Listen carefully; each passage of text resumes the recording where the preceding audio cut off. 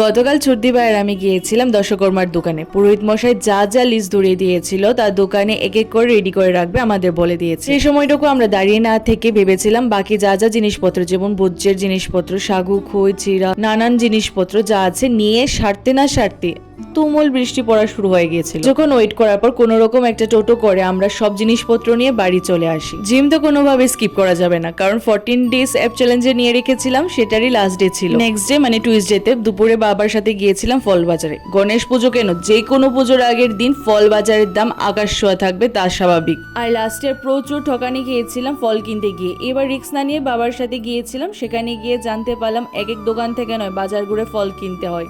এরপর সন্ধ্যে ছুটি ভাইয়ের আমি গিয়ে গনুর মূর্তিটা নিয়ে বাড়ি চলে আসি।